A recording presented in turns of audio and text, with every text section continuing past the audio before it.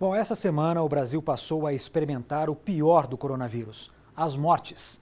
É algo que nos assusta e muitas vezes levanta perguntas sobre como o que acontece com a evolução dessa doença a ponto de ela matar.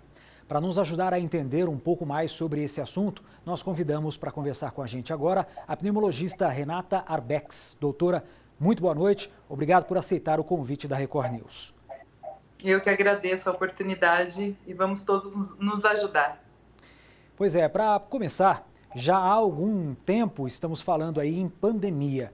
Quando a Organização Mundial da Saúde classificou assim a disseminação da Covid-19 no mundo, a gente já deveria ter tomado as medidas drásticas de contenção, como o isolamento social?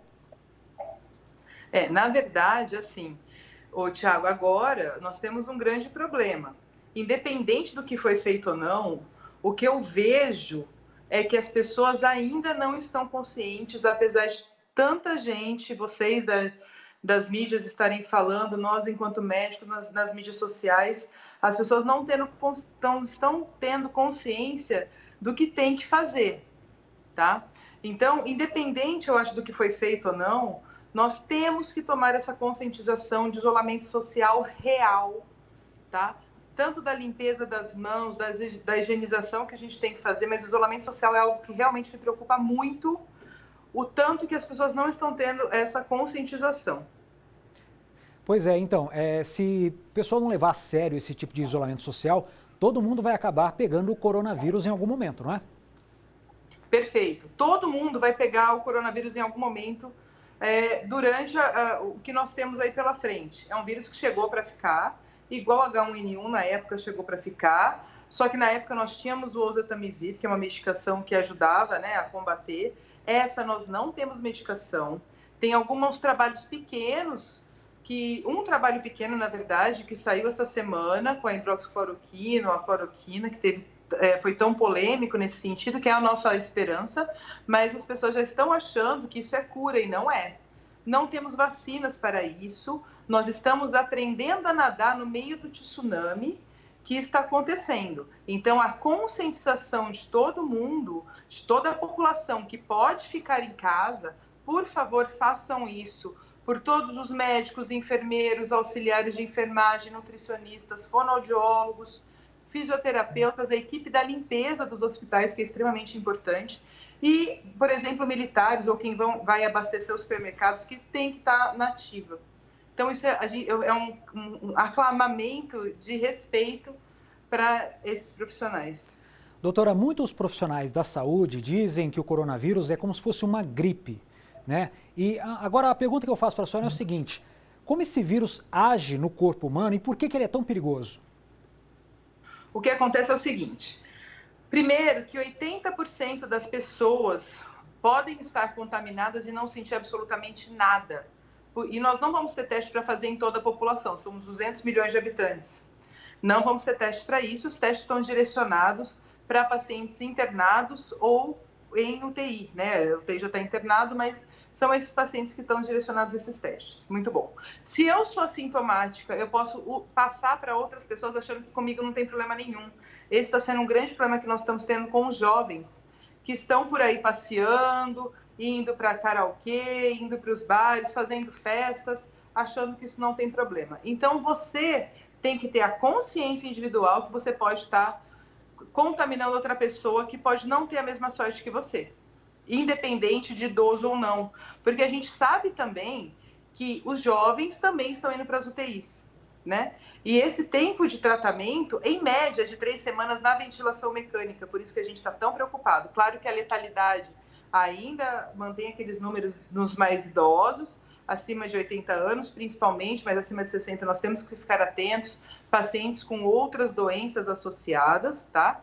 Mas esse vírus, ele chega, então esses 80% não vão ter sintomas, alguns vão ter um sintoma de, pode ser coceira no olho, ardor no olho, coriza, dor de garganta, né? Mas quando chega dificuldade para respirar, aí sim é a hora de procurar as urgências, né, os prontos-socorros, para te ajudar, tá bom? Inclusive para fazer diagnóstico diferencial de algumas outras doenças que também podem dar isso. Muito Doutora, bom. Esse vírus ele chega no pulmão, que é a nossa grande preocupação, e eu agradeço a oportunidade de estar falando sobre isso, porque esse vírus, além de o corpo ele vai tentar defender desse vírus, e ele tenta se defender tanto que ele inunda também o pulmão. Então nós temos dois problemas: a própria pneumonia, né, que tem lá o que o vírus faz onde tem a troca de ar. Então a gente tem vários sacozinhos, que é onde acontece a troca de ar. Essa troca de ar, vamos supor que aqui seja o ar onde chega para encontrar a região onde passa o sangue que vai ser trocado de venoso com um gás carbônico por arterial com oxigênio para levar para o resto do corpo, tá? Esse lugarzinho ele vai ficando espaçado, então a diferença, a dificuldade do oxigênio chegar no sangue também acontece, tá? Então tem a inundação dos saquinhos, e pensando que aqui passa o vaso sanguíneo e isso vai sendo distanciado, fica cada vez mais o corpo com dificuldade para pegar o oxigênio e levar para todo o resto do corpo. Doutora, a gente tem que falar dos idosos também. São um grupo de risco, as grandes vítimas dessa pandemia. Se eles não quiserem ficar em casa, o que é que a gente faz? Basicamente, nós vamos ter que prender, porque assim, eles não estão conscientes. Eu peço às autoridades que tenham uma atitude mais enfática, não só com os idosos, como com todos que estão à rua, tá? Estão para a rua. Os idosos realmente, eles não estão tendo essa consciência, e cabe a nós, pessoal jovem também, que eles não têm acesso tanto tem um pouco mais de dificuldade às mídias sociais, né? Tem essa dificuldade, às vezes, de entendimento. Então, às vezes tem uns que moram sozinhos, né? Então, às vezes, a gente tem que se prontificar a ajudar essas pessoas que não só entenderem, como se conscientizarem, como também, se eles precisarem de alguma coisa, ter alguém que esteja disposto a ajudá-los. E outra preocupação com essa população também, a depressão aumenta muito, a ansiedade aumenta muito. Eles têm muitas vezes mais dificuldade de se manterem ativos. Então, nós estamos com a preocupação tanto de diminuir, achatar aquela curva tantas vezes falada, como também cuidar da saúde física e mental de toda a população. Doutora, tem muito telespectador preocupado com a transmissão da doença da mãe para o filho durante a gravidez. Isso é possível? O risco é maior para os bebês? Então é o seguinte, diferente da Zika, por exemplo, né, que até isso a gente demorou para documentar, o que acontece é assim, de novo, a gente está aprendendo a nadar no meio do tsunami. Então os trabalhos estão muito recentes, os números são muito pequenos para a gente falar algo que daqui a um mês pode mudar, tá?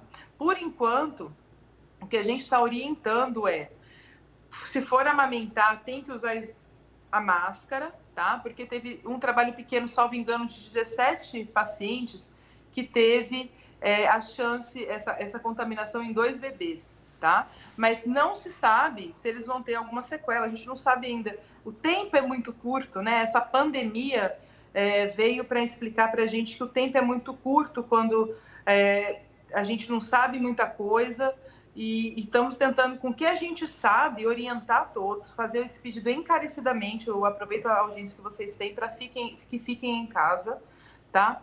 Agora, quanto a bebê, a gente também tem só esse trabalho pequeno e não tem nada tão robusto assim na ciência para a gente ter essa explicação. Vamos manter os cuidados de higiene, lavem as mãos, coloquem suas máscaras, se for amamentar, coloca a máscara, porque a gente ainda não sabe o efeito real disso a longo prazo, essa é a verdade, tá? Então, que mantenham os cuidados de higiene e também do ambiente que esse bebê está. Tá certo. Nós conversamos com a médica pneumologista Renata Arbex. Doutora, um ótimo trabalho e obrigado por atender a Record News. Muito obrigada pela oportunidade. Até a próxima. Você que está nos assistindo pela TV neste momento, quero te lembrar uma coisa: a nossa programação ao vivo também pode ser acompanhada pelo nosso canal no YouTube. É só acessar youtube.com/Record News. Você pode inclusive apontar a câmera do seu celular para o código que aparece aí no canto da sua tela. Esse código aqui, sua câmera já vai reconhecer e vai levar você direto para o nosso canal. Se inscreva e fique conectado com a gente. Tem conteúdo exclusivo sobre o coronavírus lá também. Além disso, não esqueça de usar a hashtag Record News para mandar o seu recado nas redes sociais.